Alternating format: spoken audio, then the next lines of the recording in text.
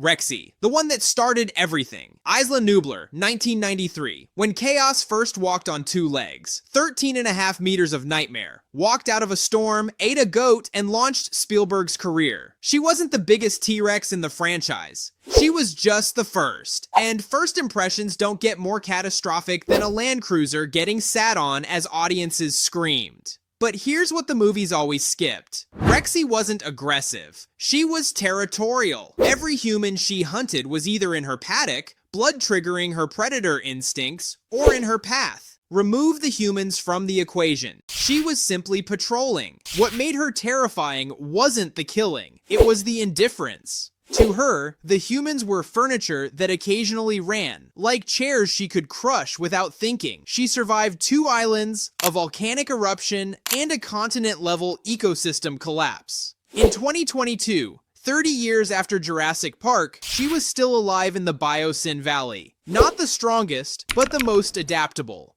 Evolution spent 66 million years building that blueprint. InGen just pressed print. Buck, The Father, The Lost World, 1997. The male T-Rex that redefined the franchise. A male Tyrannosaurus from Isla Sorna who proved these animals could parent, changing the franchise's middle story. InGen's hunters took his son. He didn't roar and charge. He tracked them silently. Malcolm didn't hear him until the last second. That's not rage. That's patience. That's intelligence. Buck reached San Diego after being loaded onto a freighter, freed himself, and caused enough destruction to burn 8 city blocks of property before being lured back aboard. The bait InGen used? His son. He followed Junior directly back onto the ship without hesitation. A 6-ton predator with a 30-year-old city to ransack, and he walked away from it for a juvenile dinosaur. In Jurassic World Dominion, Buck reappears in the Biosyn Valley, still massive, still paired with the doe. Same animal, older scars, still the most quietly dangerous T-Rex in the franchise.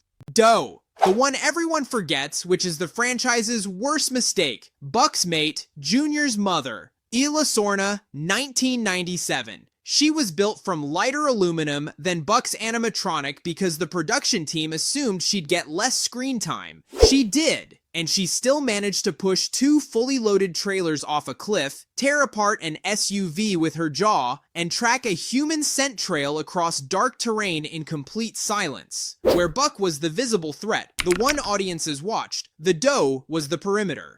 Every escape route humans thought they had, she was already on it. 2 T-Rexes coordinating pressure from opposite sides isn't ambush hunting, it's strategy. The franchise would spend 3 more films trying to make dinosaurs feel intelligent. In 1997, the doe was already there. She came back in Dominion alongside Buck, still moving with the same quiet precision. The animal that nobody made merchandise of. The one that should have had her own film. Junior, the smallest T-Rex in franchise history with the highest kill count per body weight. A juvenile from the Lost World, the son Buck and Doe retrieved from InGen's camp, who closed out that film by helping his father kill a fully grown Peter Ludlow on the dock in San Diego. He was maybe a third of his parents' size, his leg fractured and set wrong by InGen hunters before the gatherers rebroke and splinted it properly. He was still recovering. He killed a man anyway.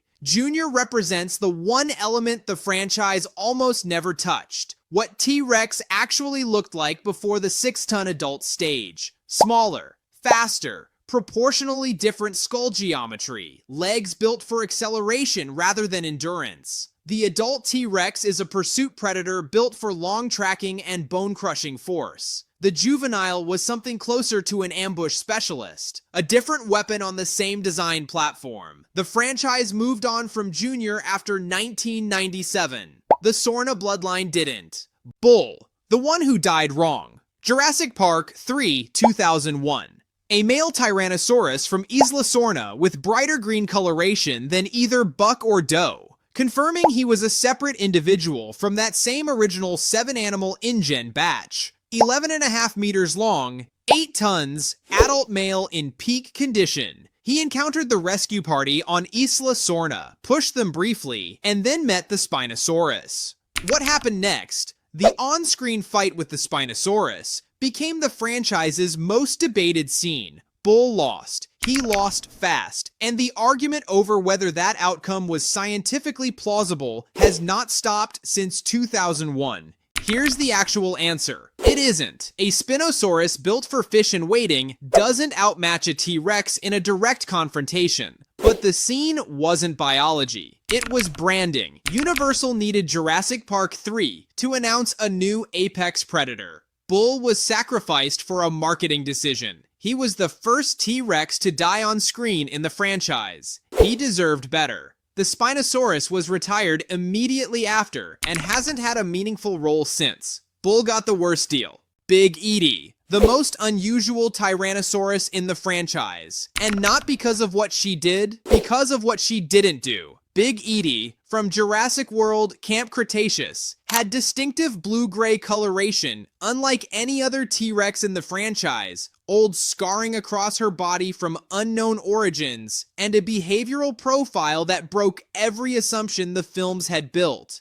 Docile, not tame, not defanged. An animal that had processed her environment enough to identify non-threats and simply not engage them. She allowed a group of teenagers to exist near her repeatedly. She played with her daughter, little Eatie, in a behavior that looked like aggression from a distance and revealed itself as social bonding up close. Manticorp drugged both animals to force them into combat, weaponizing their bond for entertainment. Big Eatie survived it. What makes her remarkable isn't power. It's that she demonstrates something the franchise never allowed Rexy or Buck to show.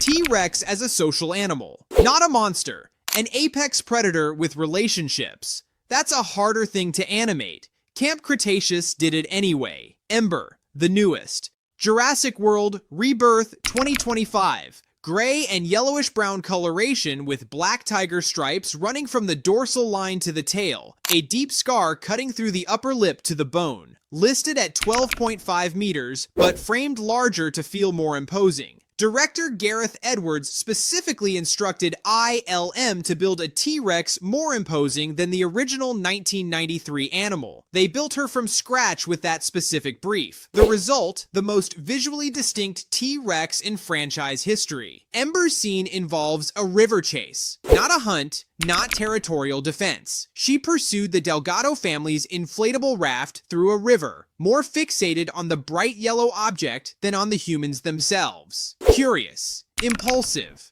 a predator, distracted by novelty. She abandoned the chase when they escaped, not defeated, just done. Little Eatie. Little Eatie answers that exact question, and the answer should unsettle you. You'd assume the offspring ranks below the parent it learned everything from.